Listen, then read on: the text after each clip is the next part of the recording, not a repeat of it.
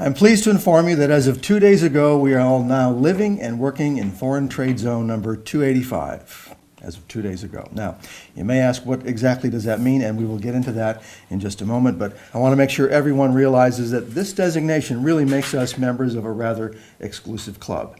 There are 62 counties in New York State. Until Tuesday, only 9 of those counties had Foreign Trade Zone designation. Now, of course, there are 10 with the addition of Chenango County. Right now, when businesses create a product, a lot of times they're using materials that they're importing from outside of the country.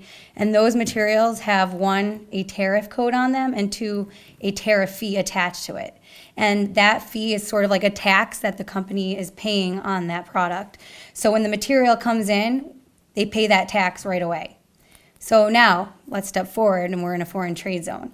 Under a foreign trade zone, when the materials come in, they don't pay any fees on that material until they're ready to release it into the United States. Additionally, the product that's created typically has a lower tariff fee on it than on the materials that were used to create the product. What that means for the U.S. market is that the businesses here in the county who choose to use a foreign trade zone can release their final product to the market and pay the lowest tariff fee on that product.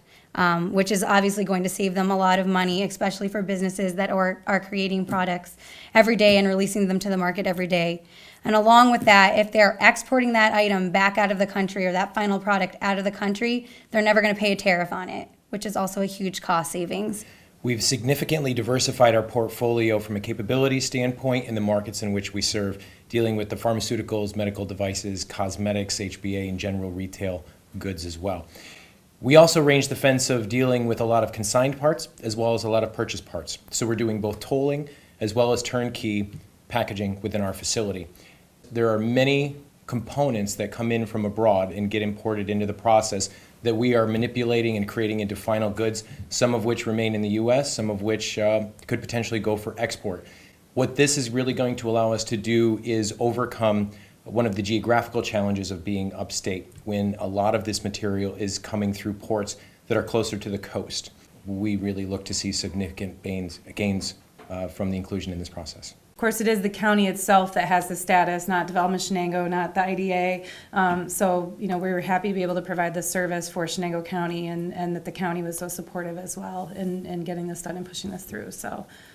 We hope to work with folks. We spent a lot of time meeting with specific companies and manufacturers over the last year, but as Rebecca said, we're happy to have a fresh conversation with anyone that we've already met with, and we're happy to talk to anyone that hasn't yet explored whether this is something that could benefit their business.